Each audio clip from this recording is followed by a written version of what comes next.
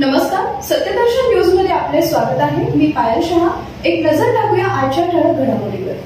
चोपड्यात 7 गावठी कट्टे व 10 जिवंत काडतुसासह 2,90,000 रुपयांचा मुद्देमाल पोलिसांकडून जप्त। जळगावच्या चोपडा तालुक्यात 7 गावठी कट्टे व 10 जिवंत काडतुसे सापडली असून पोलिसांनी 2,90,000चा मुद्देमाल जप्त केलाय। उमरटीकडून मोटरसायकलवर 2 जण गावठी कट्टा घेऊन येत असल्याची गोपनीय माहिती ग्रामीण पोलीस स्टेशनच्या पोलीस निरीक्षक कावेरी कमलाकर यांना मिळाल्याने त्यांनी लासूर हातेड रस्त्यावर सापळा रचला। मोटरसायकलवर येणाऱ्या इसमाची तपासणी केली असता त्यांच्याकडे गावठी कट्टे व जिवंत काडतूस मिळून आले। चोपडा ग्रामीण पोलीस स्टेशनला त्यांच्या विरुद्ध गुन्हा दाखल करण्यात आलाय।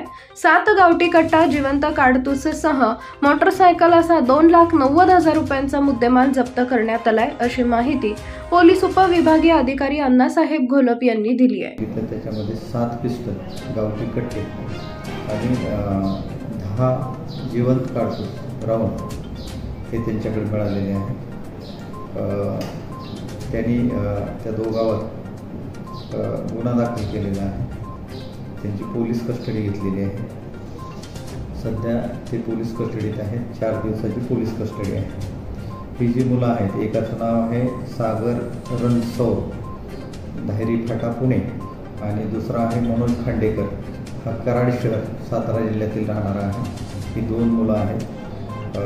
यांनी मध्य प्रदेशातल्या उमरटी गावातून ही पिस्टल खरेदी केली आणि पुण्याला घेऊन जात होते अशी माहिती सांगितलेली आहे।